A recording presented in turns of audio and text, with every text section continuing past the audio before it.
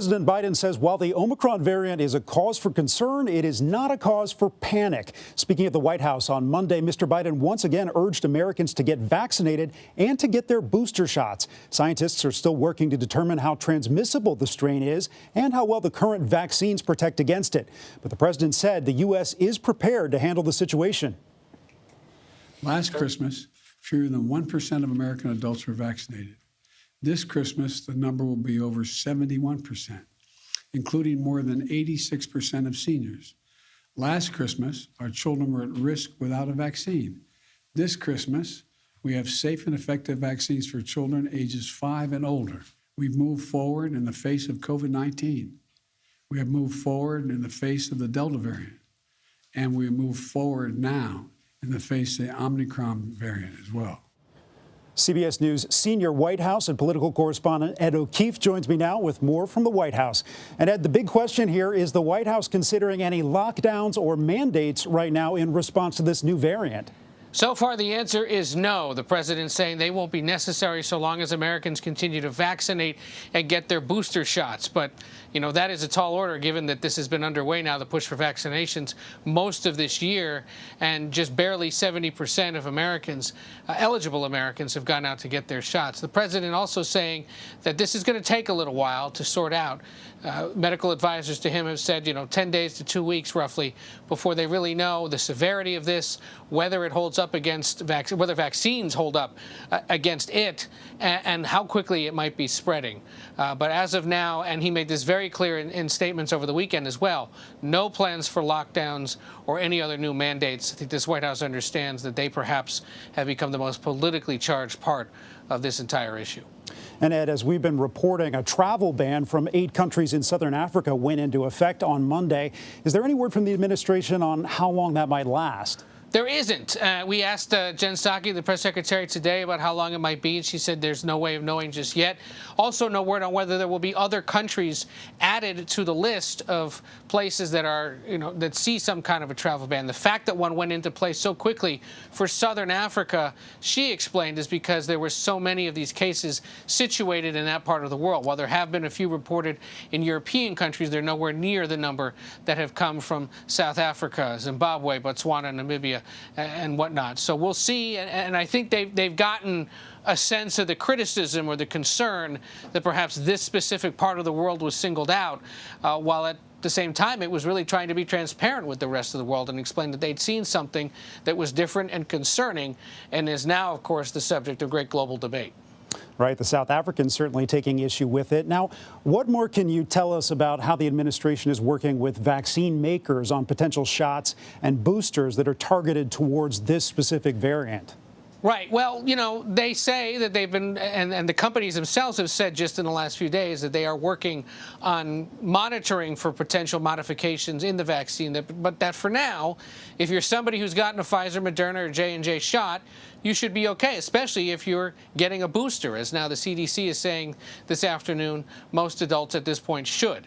So as long as they are in close coordination and as long as these pharmaceuticals are already monitoring for potential modifications, the administration feels pretty confident that things should hold up. Where we're, I think, going to see a little more of a push from this White House in the coming days is over the issue of intellectual property.